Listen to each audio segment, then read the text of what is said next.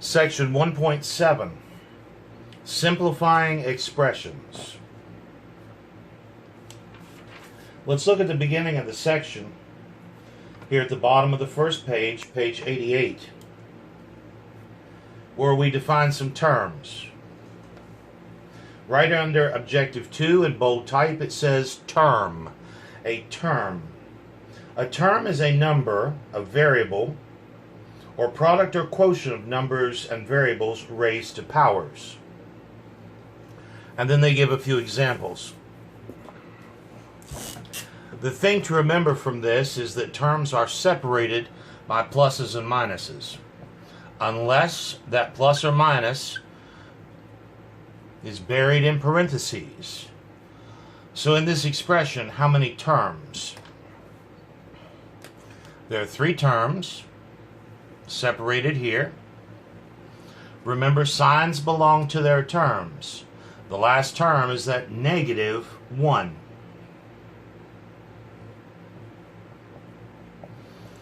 In this expression, before simplifying, how many terms? How many terms in this expression? Terms are separated by pluses and minuses, unless those plus and minuses are buried in parentheses. There are 2 terms. A term is what? A number, a variable, or a, right here, product or quotient of numbers and variables. This first term is a product in the end. 2 terms in that expression. We go on, continuing at the bottom of this same page, to define the numerical coefficient, or simply the coefficient. And it says, in the term 9x, the coefficient of the variable x is 9. I would say more formally that the coefficient is the numerical factor. It's the number out front that's multiplying that variable. Turn to the homework set, page 92, and let's look at problems starting with number 18. It says, in each term, give the numerical coefficient. Number 18. Let's make us a table. Here's the term. Here's the coefficient. Number 18, the term is -11y. The coefficient is the numeric factor. It is at -11. And it includes the negative. The negative belongs to the term, and specifically the negative belongs to that coefficient. Number 20. 9 into the 6th. That 6 is a power. It's not a factor. Has nothing to do with the coefficient. The coefficient of this term is simply 9. Number 22. The term PQ. What is the number that's multiplying this? What number sits out front that is multiplying the PQ? Well, there's nothing. So what's multiplying it? The multiplicative nothing. The coefficient here is 1. On number 24, minus t. What is the numerical coefficient? What's the number out front multiplying that t? Well, it is that negative what? You can't see it, but it is -1. We can show it. We typically don't, but we understand that there's a 1 sitting there, and that negative belongs to the coefficient. Number 26. What is the coefficient on this term? What is the number that is multiplying this x? It's not 6. This is what times x. Isn't this the same as 1/6 times x? If you're not sure, you know that x is over 1. Multiply the tops, multiply the bottoms. And it puts you back in that original form. So the coefficient on this term is 1/6. Number 28.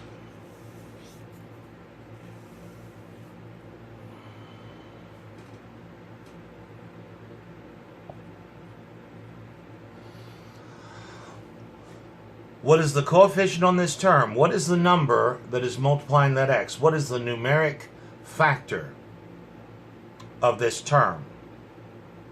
That term is what times x? It's not the 8. I need the whole thing. What times x? This is the same as 8/9 times x. Recognizing that, we see that the coefficient is 8/9. And number 32, the term, just a numeric term, 15. What's the numeric part of that? 15. The coefficient of a numeric term is the number itself. Let's talk about like terms. Turn back to page 89.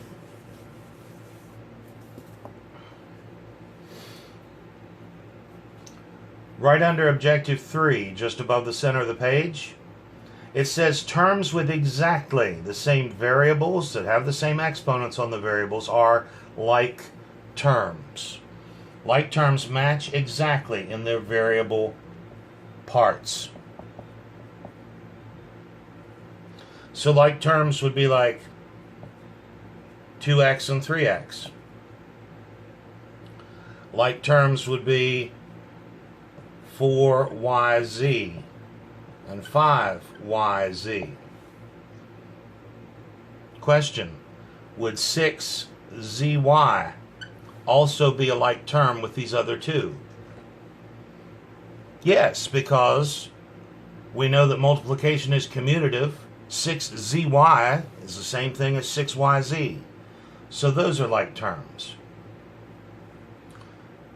7a squared and 8a squared. Those are like terms.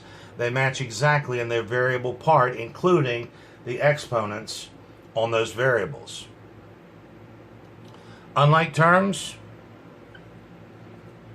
2x and 3y. Those don't match in their variable parts. 4ab and 5bc. Those are unlike terms.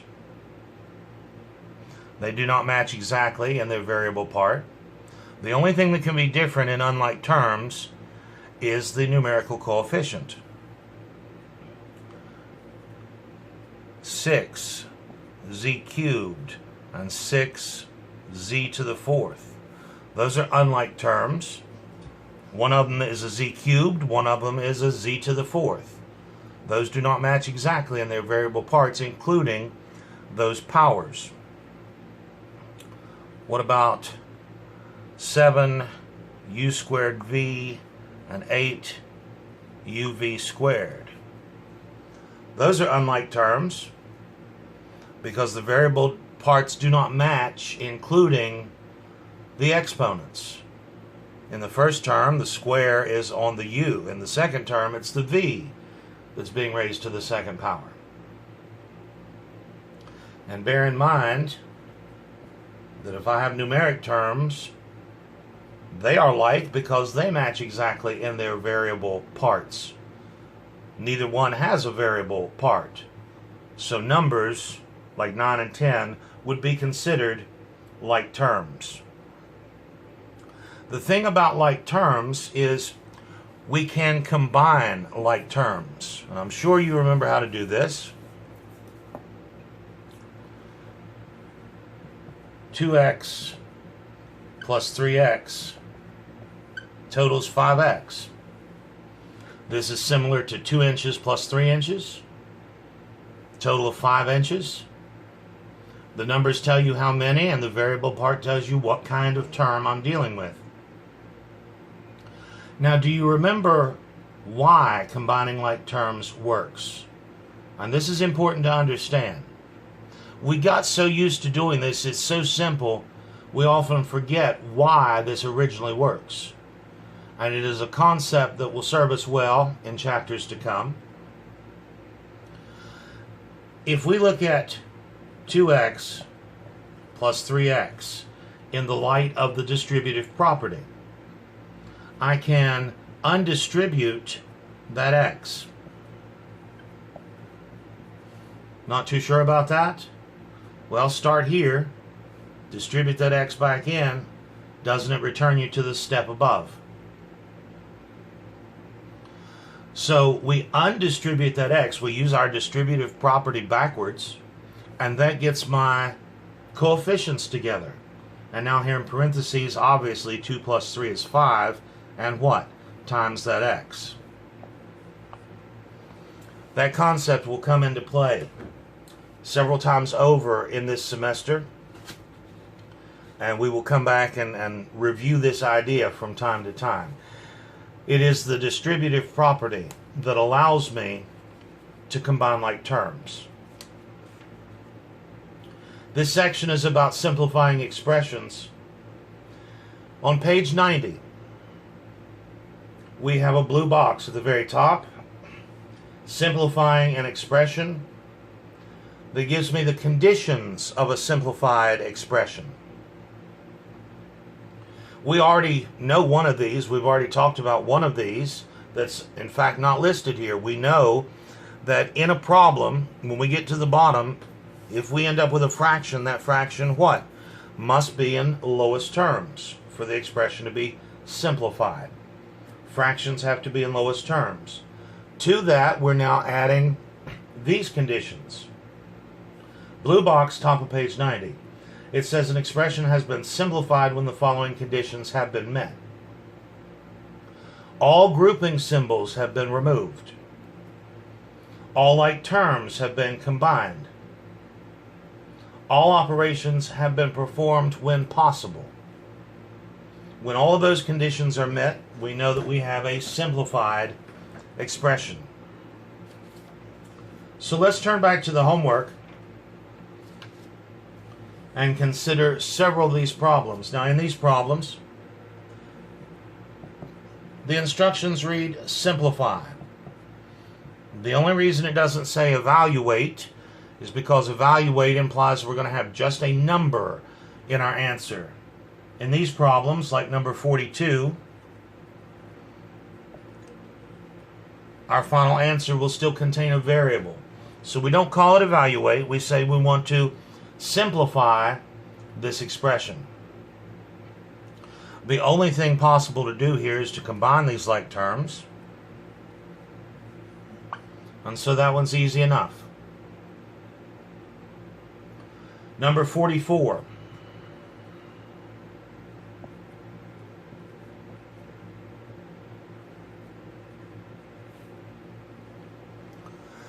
We have a pair of like terms. They're being subtracted. Or what? I could say instead of subtracting, make 2 marks, and this is plus a negative 8z. Whether I make those 2 marks or not, I'm going to think about it like that because, what did I say earlier? Signs belong to their terms. We will always think in addition as we combine like terms, considering the sign in front of a term to be the sign on that term. So whether we make our 2 marks on paper or not, this is a negative 4z plus a negative 8z. That's going to total negative 12z. Watch your signs. Number 52.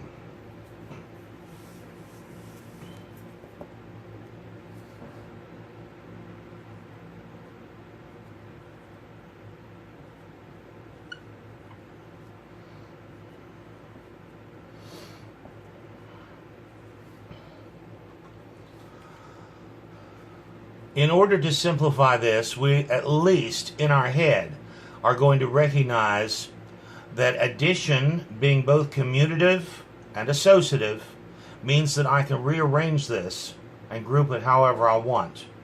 Now, it is very unlikely I would write this step down, but here's the idea.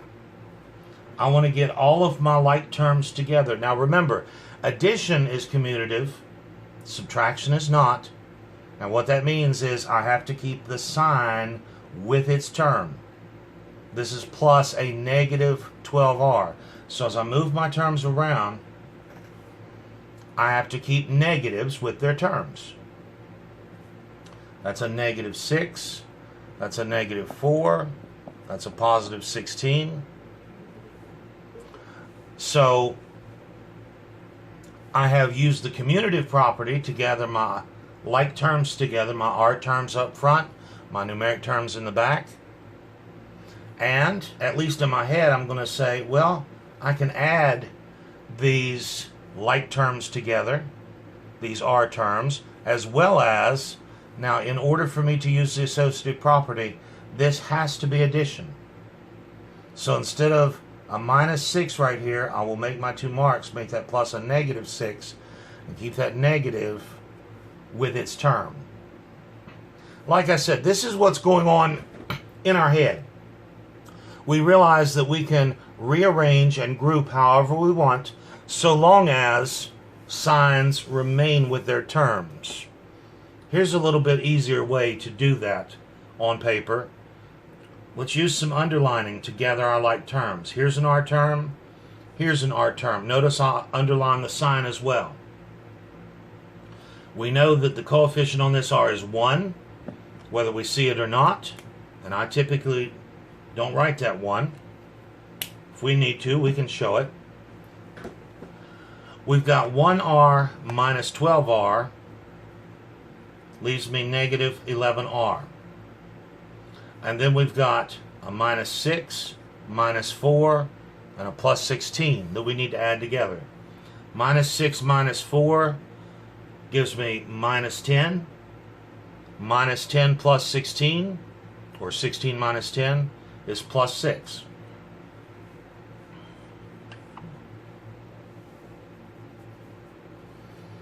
Let's do another one like this, but let's crank it up just a little. Number 60.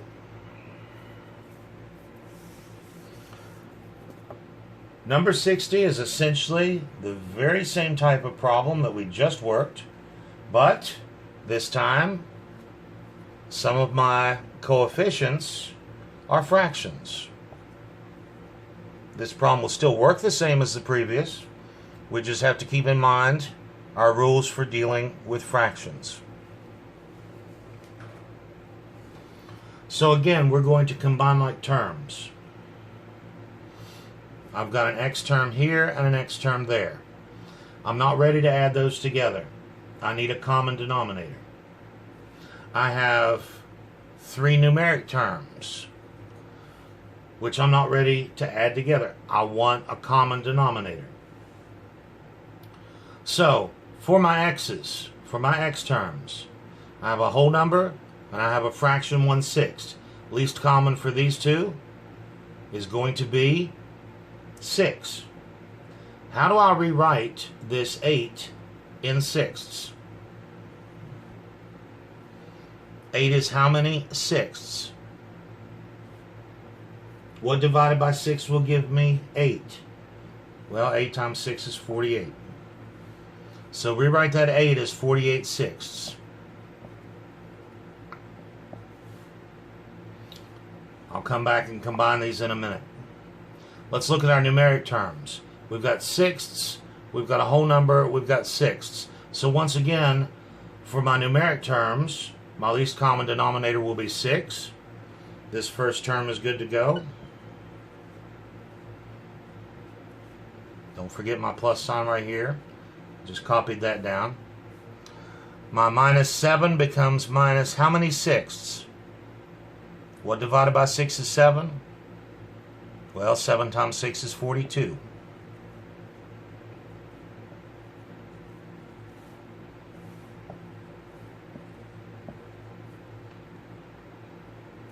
Now we're ready to combine like terms. Let me start this one over. I'm going to end up at this same point, but let me show you one other way. Might be a little slicker to show this problem on paper. If it works for you, if it doesn't, Just keep going with what we had.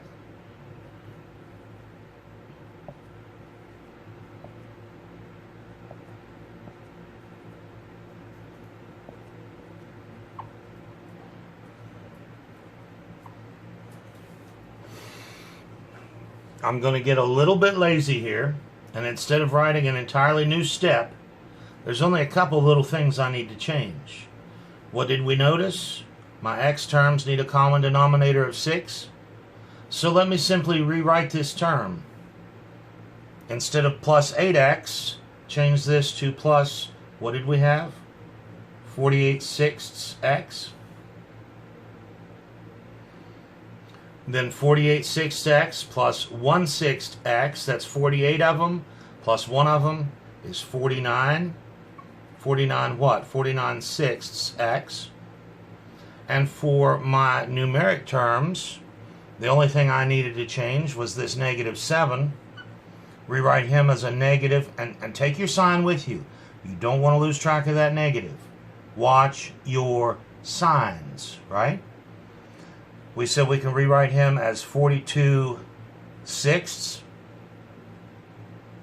So we've got -5 of them, -42 of them, -7 of them. -5 minus 42 is -47, and -7 more is -54 of them. -54/6. What else do we need to consider when we're simplifying and it involves fractions? Make sure everything is in lowest terms. 49/6, good to go. But 54/6, that will actually divide out evenly. So that's an operation that can be performed.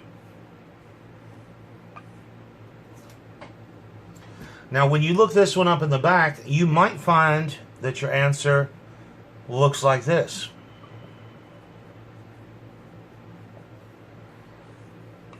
If this is what you wrote, and this is what she wrote, did you get the right answer?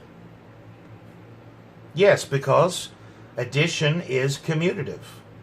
Doesn't matter which term is first, so long as what? That sign belongs to its term. That negative belongs on that 9. So these two answers do match. They are the same. Let's have a look at number 66.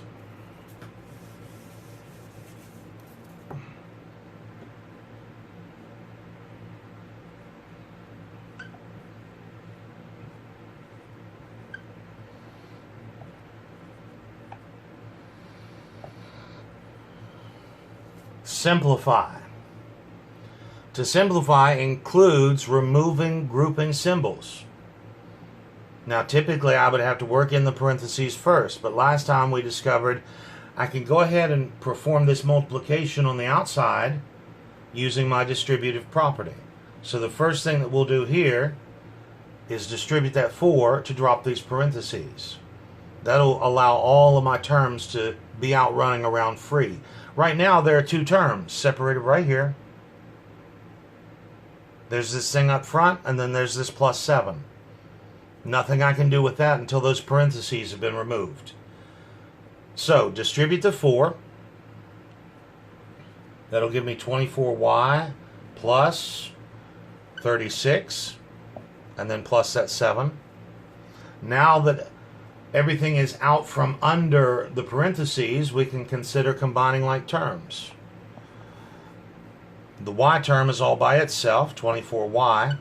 My numeric terms add up to 43.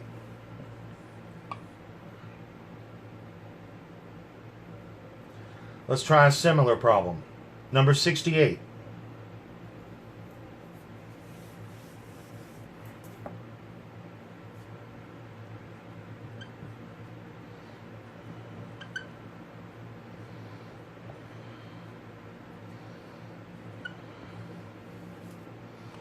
A common mistake. Don't even write this down. Don't write this down. A common mistake is to say -4 minus 5. Well, that's -9. Now I can distribute that. No. No, absolutely not. Why is that? Because subtraction right here is outranked by this multiplication in the order of operations. I would have to perform this multiplication before I would ever consider the subtraction here in the front. If I were supposed to have combined these two terms, which negative 5 is not a term, it's a factor, it's a member of multiplication. If I were to have combined these two up front, they would have been in their own parentheses. Okay, now you can start writing again. First thing I need to do is drop these parentheses. And so I will distribute this factor from the front. What is this factor that I'm about to distribute? Very careful. I'm going to distribute this negative 5. Signs belong to their coefficients. Signs belong to their terms. We're distributing a negative 5. The negative 4 is just waiting around patiently. Negative 5 times t is minus 5t. Watch your signs. Negative 5 times negative 13 is going to be plus, right? Negative times a negative is positive, and 5 times 13 is going to give me 65.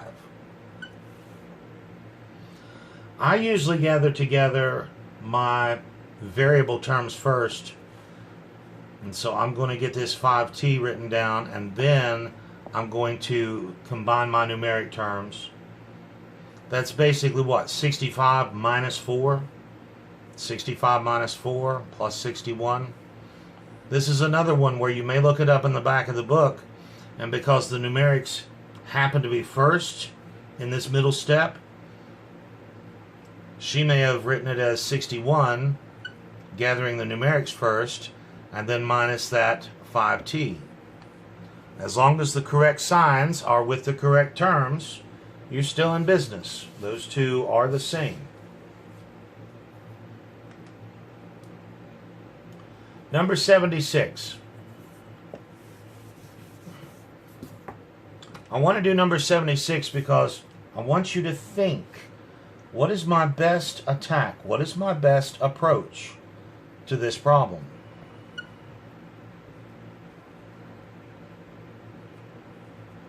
If we go just by the grouping symbols, the first thing we would do, since we cannot work in the parentheses, is we would work in the square brackets, and we would distribute this 0.5. And there's nothing wrong with that. And in fact, it wouldn't be too tough in this case. 0.5 is a half. Half of 8 is 4. Half of 2 is 1. So if we were to do that, distribute that 0.5, we would have 10 times the quantity. 1/2 times 8 is 4. Minus 1/2 times 2 is 1. 1z, we don't write the 1. And now distribute this 10 to finish off removing my grouping symbols. 10 times 4 is 40. Minus 10 times z is 10z. Probably not the way I would do the problem. In this particular problem, my numbers worked out fairly nicely. But what if that had been a 0.3? That would have made this a little messier. Look at something else you could have done. You could have said, multiplication is associative. Because this is what? This is 10 times the rest of it, and this is 0.5 times what's in parentheses. So that's just a big multiplication. Why not put this as 10 times 0.5 times the 8 minus 2z?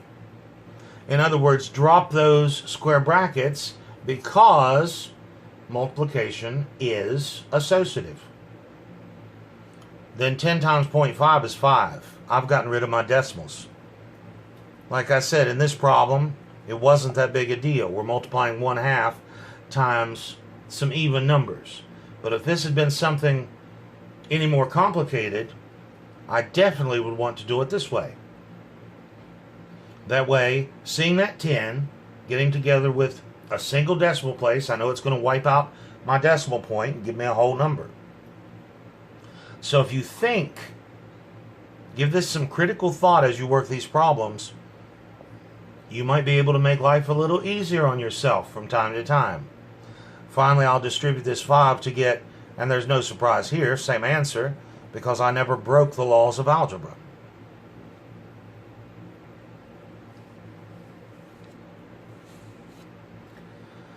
Let's try number 80.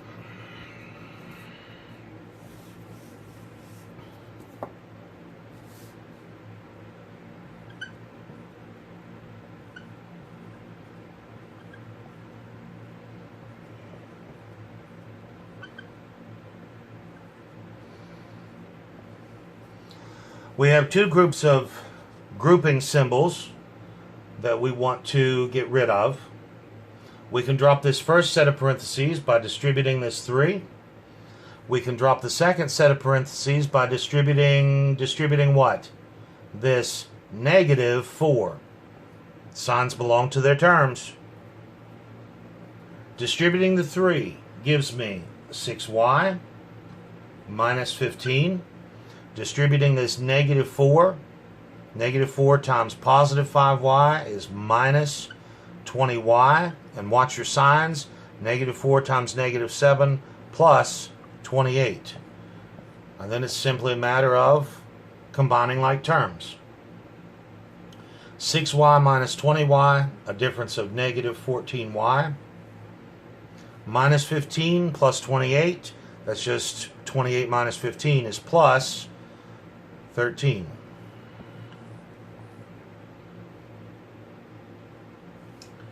Let's work a similar problem. This time looking at number 86.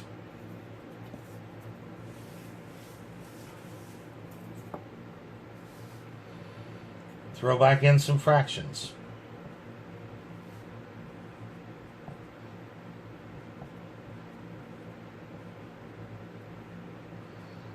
This is essentially, mechanically, exactly the same as the problem we just worked.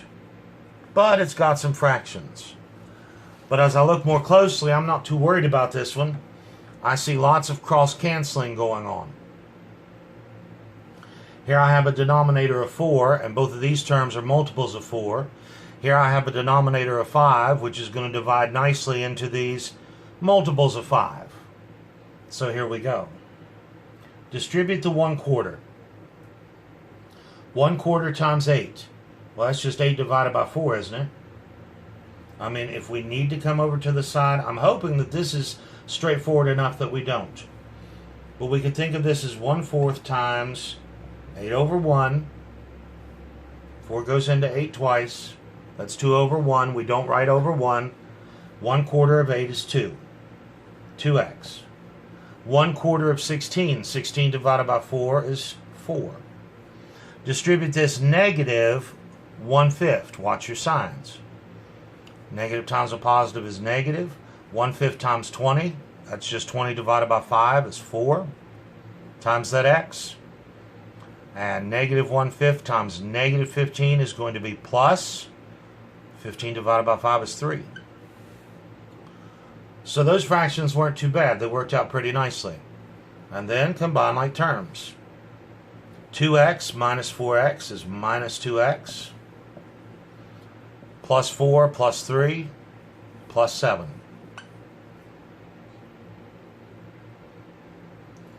And finally in this section, let's take a look at number 98.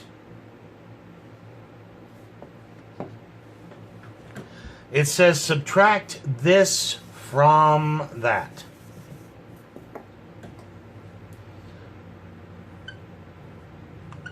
Subtract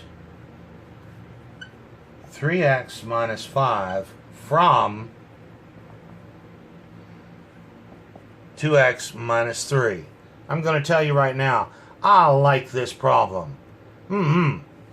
This is a good problem. You know what I'm saying? If I say subtract this from that, subtract this from that, We're talking about that minus this, aren't we? Subtract 2 from 5. That's 5 minus 2. Subtract this from that is going to be that. Note the parentheses. I'm subtracting that whole thing minus this whole thing.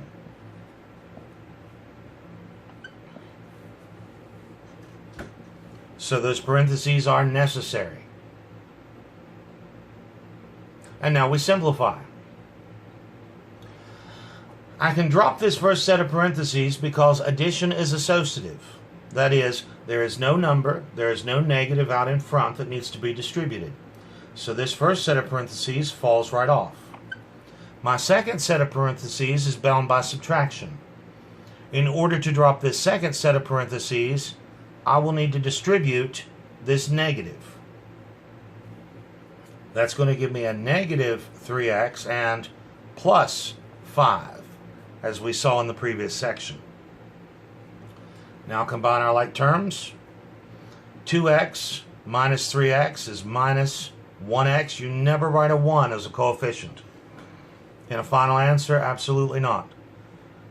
If it's 1x, you write x. If it's negative 1x, you write, like I have here, negative x. We never see a 1 as a coefficient in an answer because it's not simplified. Minus 3 plus 5, that's just 5 minus 3 is plus 2. Notice that here at the end of the homework, you have some translating problems. I'm going to leave those to you this time. So that's all I've got for section 1.7. I'll let you get started on that homework.